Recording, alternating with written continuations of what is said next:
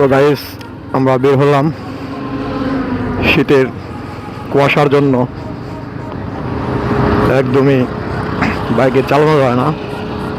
এখন বাজে প্রায় মিনিমাম 9টা, সাড়ে নয়টা বাজে। দেখুন কি পরিমাণ কুয়াশা রাস্তায় এখনো। তো আমরা দুই ভাই বেরোলাম, আর রাস্তার পরিস্থিতি এখন একটু স্বাভাবিক এসেছে। এখন কুয়াশা অনেকটাই কমে গেছে। তো কয়েকটা দিন ধরে প্রচুর পরিমাণ শীত এবং কুয়াশা, এই জন্য বাইক ওরকমভাবে চালানো যায় না। এখন 9টা, সাড়ে 9টা বাজে, একটু কুয়াশা কমতের দিকে। তো আমরা বের হলাম, হাই রোডে যাব, একটু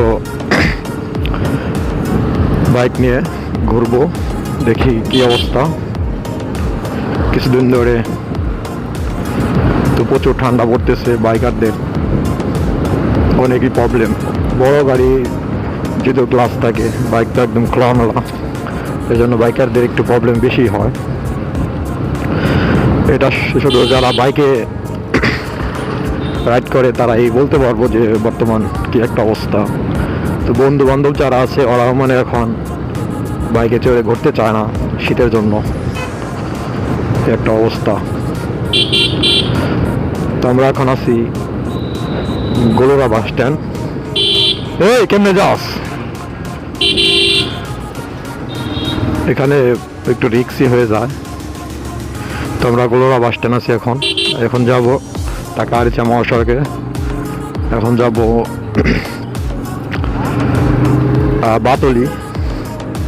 দেখুন হাই রোডে কুয়াশাটা অনেক প্রচুর পরিমাণ এখনো আছে, যদিও ভিতরে কুয়াশাটা একটু কম ছিল। তো এখানে অনেক কুয়াশা। তো কুয়াশার মধ্যে দুর্ঘটনা একটু বেশি হয়, এর জন্য যে গাড়ি চালান না কেন খুব সতর্ক হয়ে চালাতে হবে। কারণ একদমই দেখুন কি একটা অবস্থা, সাড়ে 9টা বাজে, তারপরও এরকম অবস্থা, রাতের মতো কুয়াশা।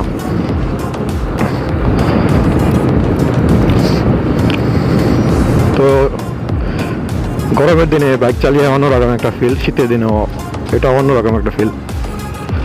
এটা বাইক লাভাররা যত শীতই হোক না কেন তারা বাইক নিয়ে ঘুরতে যাবেই, তাদের শীতে আটকাতে পারে না।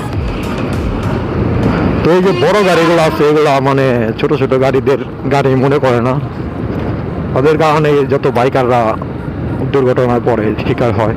এই দেখুন একটা এসে নীলাচল, সবাই খালি উঠে আসলে মানে পাল্লাপাল্লি ছাড়া ওদের কোনো কাজই নেই, ওদের শুধু পাল্লাপাল্লি করতে হয়।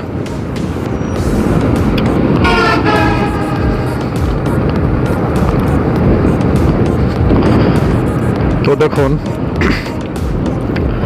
রাস্তাটা এখন ফাঁকা আছে, তারপরে অতটা জোরে চালানো যায় না। আর যারা আছেন শীতের সেফটি নিয়ে চালাবেন, কেস পরিধান করে চালাবেন, গ্লাস পরবেন। আমিও যদিও গ্লাসটা আনি নাই, এখন বুঝতেছি গ্লাসটা আনা দরকার ছিল।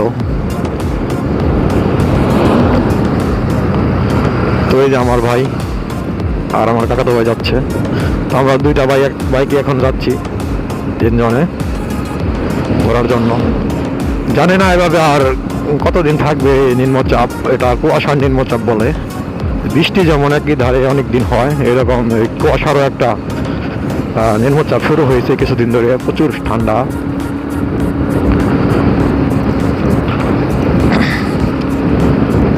তো আমরা এখন এসে গেছি সেই তারাসীমার সামনে, যদিও আজকে শনিবার, তারাসীমা খোলা আছে। এই যে তারাসীমা সব গাড়ি ভিতরে ডিউটি শুরু হয়ে গেছে, 8টা থেকে শুরু হবে। এখন তো প্রায় 9টা 50 বেজে গেছে।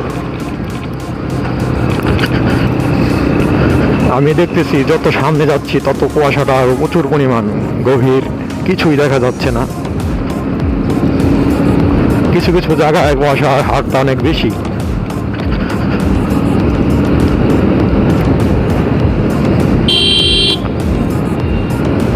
এই যে পিক আপ, এই যে দেখুন কিভাবে মানে ওভারটেক চাপা। তো পাল্লাপাল্লি করে, এই পাল্লাপাল্লির কারণে এরকম দুর্ঘটনার শিকার হয়।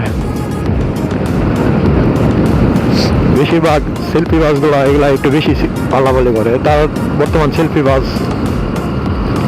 রাতের বেলা এখন চালাতে দেয় না, এটা নিষেধ।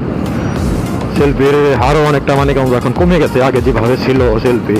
দুর্ঘটনার কারণে অনেক সেলফি বাস তারা এখন চালাতে পারে না, কারণ সতর্ক হয়ে না চালালে যে কোনো গাড়ি মামলা খাবে, আর মামলা খেলে বুঝে নিত।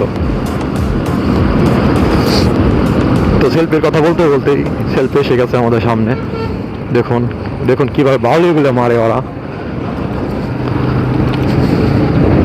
ওরা প্রচুর পরিমাণ বাউলি মারে।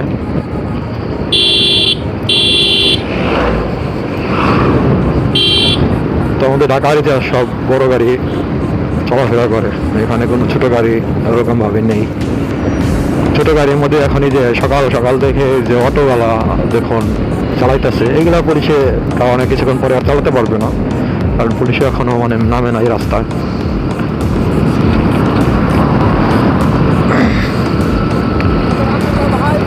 তো ওই যে আমার কাকাতো ভাই হেলমেট পরছে, যে চালাইতেছে সে হেলমেট পরা নাই দেখুন। আর হেলমেট এটা এমন একটা হেলমেট, গ্লাসকো ভাই, গ্লাসকো গ্লাস, হেলমেটে কোনো গ্লাস নাই। এই হেলমেট পরে কি লাভ হয় আমি সেটাই বুঝি না, যদি গ্লাস না থাকে। ও চশমা আছে, একটা সানগ্লাস সিস্টেম আছে। তো আমরা কথা বলতে বলতে এসে গেলাম সে আমাদের বারোবাড়িয়া স্ট্যান্ডে। দেখুন বাজার, ভরপুর বাজার লাগছে। তো আমরা সেই একিস ফুড, সেখান থেকে স্পিড যতই আছে এগুলা এখান থেকে হয় যে ট্রাকগুলা রেডি আছে, এগুলা আমাদের নিয়ে যাবে সারা বাংলাদেশ। এই স্পিডটা তো সারা বাংলাদেশের জন্য জনপ্রিয়। এটাও আমাদের এই ঢাকা জেলা এই বারোবিরা বাস স্ট্যান্ডে এই স্পিডের কারখানা, আর একিস ফুডের।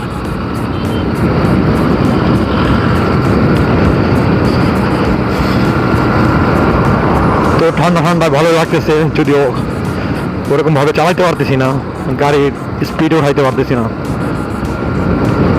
স্পিডটা 48-50-এর ভিতরেই রয়েছে। 70-80-তে টানলে একদমই থাকা যাবে না। বর্তমান রাস্তা ফাঁকা, কিন্তু ওরকম ভাবে চালাইতে পারতেছি না ঠান্ডার কারণে।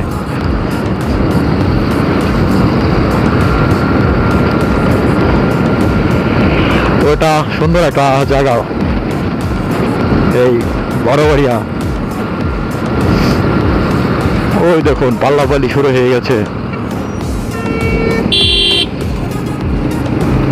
ইরে ভাই, এই ছোট গাড়িও পাল্লাপাল্লি শুরু করছে এখন। যে চার্জের মধ্যে প্রচুর পরিমাণ পাল্লাপাল্লি করে এই রুটে।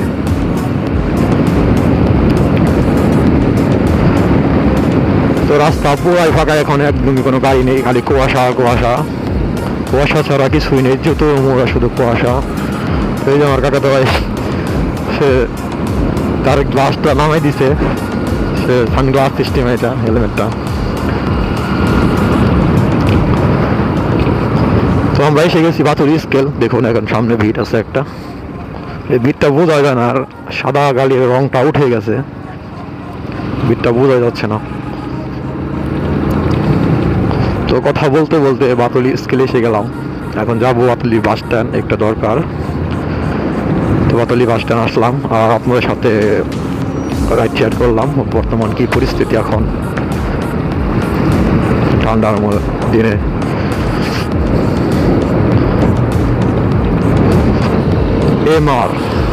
এমআর বাস, এই যে গোল্ডেন লাইন। যত যত বড় বড় বাসগুলো এখনই দেখা যায় এখানে। এই ডিপার দেয়, দ্রুত গতিসীমা, নীলাচল। তো সকল গাড়ি এগুলা ঢাকা আরিচা মহাসড়ক, এটা আরিচা এবং পাটুরিয়া যাবে। এগুলা অনেক দূরে যায়, এগুলা ফেরি পাড়াপাড়ি হয়। তো যার যার গন্তব্যস্থানে চলে যাচ্ছে। যাই হোক, আল্লাহর নামে সবাই বাসা থেকে বের হবেন, কারণ বর্তমান রাস্তা দুর্ঘটনা অনেক হইতেছে, সবাই আল্লাহকে স্মরণ করবেন সব সময়। কখন কি হয়ে যায় কেউ বলতে পারবে না আল্লাহ ছাড়া। আর সবাই সতর্কভাবে যে কোনো কাজগুলো করবেন। তো রাস্তাগুলো আমাদের এখানে রাস্তাগুলা প্রচুর ভয়ঙ্কর রাস্তা। এই রাস্তাগুলোতে পিচ ঢালাই দিয়েছে, শুধু পিচ রেখে গেছে, ডোলন গাড়িতে কোনো ডলা দেওয়া হয় না উপর দিয়ে। তো রাস্তাগুলো অনেক মানে ধারালো, কি বলবো, যে বাইকাররা যদি পড়ে যায় ওদের মানে বাঁচার কোনো অপশনই নাই, বাঁচবে না, এক কথা বাঁচবে না। কারণ যে অবস্থা, তা অনেকটা এখন কমছে, অনেকটাই কমছে।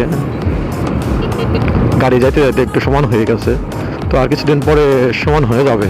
কিন্তু দীর্ঘ 6-7 মাস অনেক কষ্ট করার পরে এইসব রাস্তাগুলো সমান হচ্ছে। তো গাইস, আমরা বাটলি বাস স্ট্যান্ডের কথা বলছিলাম, তো আমার গন্তব্যস্থানে আমি এসে গেছি। সবাই আমার জন্য দোয়া করবেন এবং আপনারা সবাই ভালো থাকবেন। আর আমার প্রো টুবি রাইডার এই পেজটাকে ফলো দেবেন, ইউটিউবে যারা আছেন সাবস্ক্রাইব করে রাখবেন। সবাই ভালো থাকবেন, আল্লাহ হাফেজ, দেখা হবে নতুন কোনো ভিডিওতে।